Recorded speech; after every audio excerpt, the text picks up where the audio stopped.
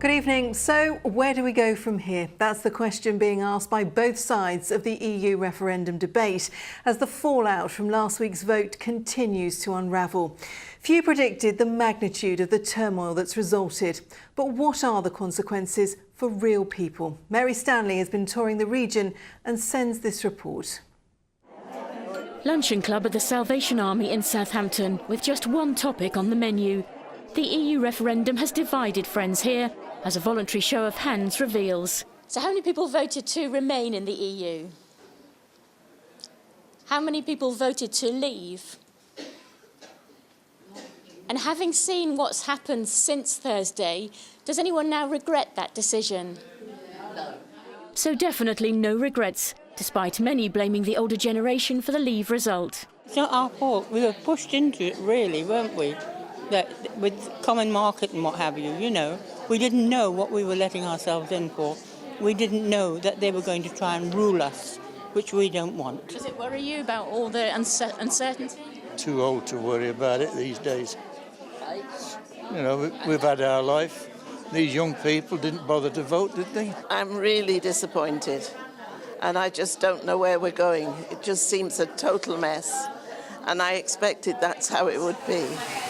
At the hairdresser's, casual talk of holidays and the weather has gone, replaced by more serious debate.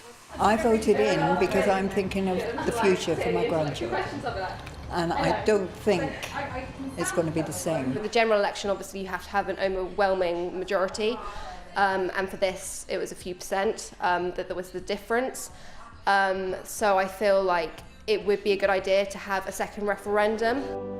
Debate too in the Polish community, who met together in Brighton for the first time since Thursday's election. The south is home to hundreds of families who moved here when Poland joined the EU in 2004.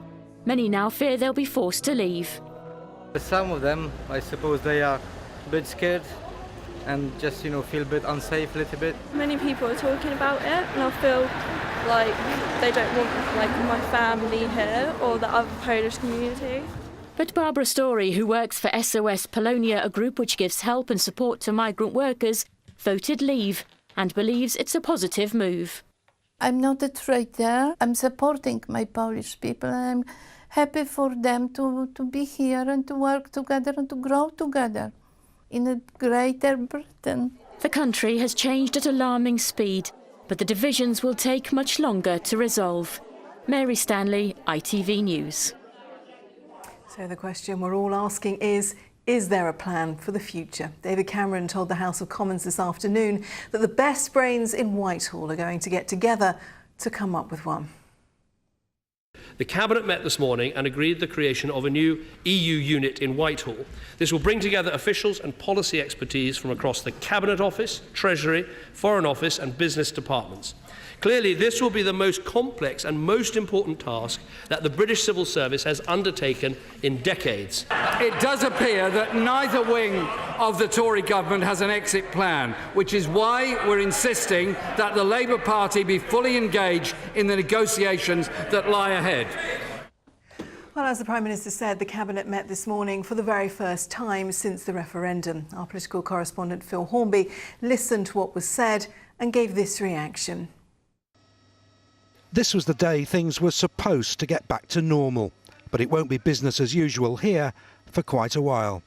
A Tory government drifting along with a lame duck Prime Minister, an official opposition party disintegrating before our eyes, the referendum winners in search of a plan they can agree on. The big, unanswerable question everyone's asking, what on earth happens next?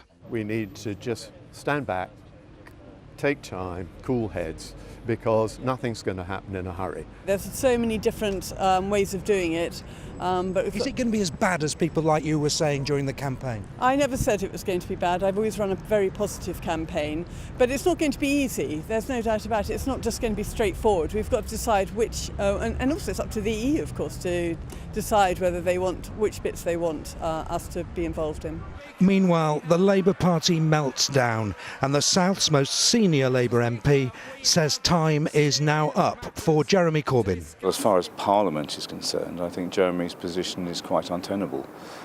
There is clearly a position now where Most of the shadow cabinet have resigned, and there clearly is not a great deal of support for Jeremy continuing as leader in the parliamentary party. But of course it's more complicated than that because he's leader of the Labour Party in the country. So Labour could end up having two leaders. But if you think that's going to be tricky, it'll be a piece of cake compared to the job facing the new Tory leader, the new Prime Minister. You keep referring to the next leader as a he. Could it be or a she? Or she. Could be a she. Very possibly she. It could well be a she.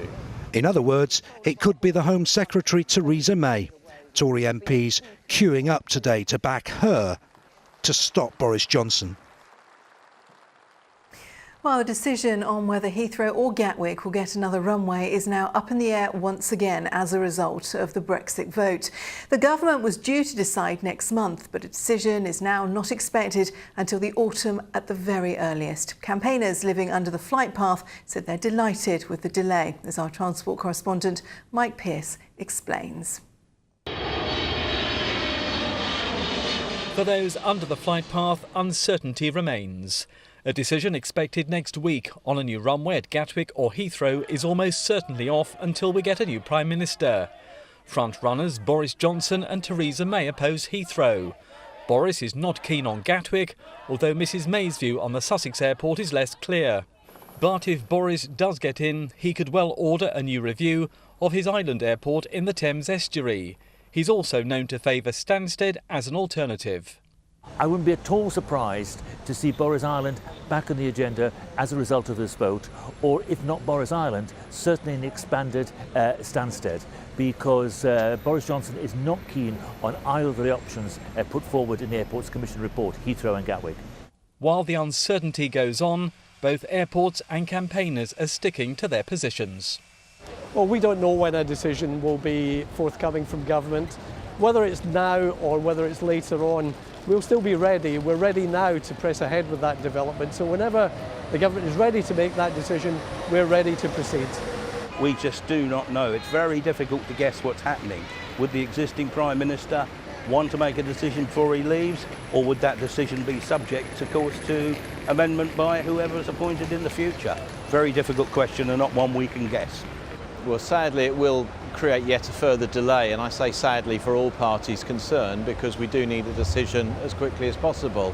In terms of what happens, really will depend on who we see come forward as leader of the Tories. Meanwhile, low-cost airlines warned today fares could rise or routes cut if we don't keep current agreements with the EU. The poor exchange rate continues, with Gatwick offering £1 for €1 when commission fees are taken into account. While the airports continue to battle their case, we won't have a final decision almost certainly until we get a new Prime Minister. Mike Pearce, ITV News, Heathrow. And there's much more debate and analysis on this subject on our website. Just go to itv.com/Meridian. In other news tonight, Hampshire Police has launched a nationwide appeal for a man wanted in connection with a murder in Southampton back in April. £10,000 is being offered for information leading to the arrest of Kevin Suker, who's 23 and from London. Michael Freshwater was found dead at a flat in Westridge Road. Road parking companies have left more than 1,000 cars in a boggy field near Gatwick Airport. The companies have been leaving cars unguarded in the countryside. Hundreds of ignition keys were found in the boot of one unlocked vehicle. Sussex Police and Trading Standards officers are now investigating. And finally tonight, there's a new weapon in the war against potholes on Hampshire roads. A new repair vehicle called the Roadmaster is being trialled. Hampshire Council has been given an extra £1.5 million in funding to fill 30,000 potholes over the next 12 months. Now, what does the weather have in store over the next few days? With all the details tonight, here is Simon Parkin.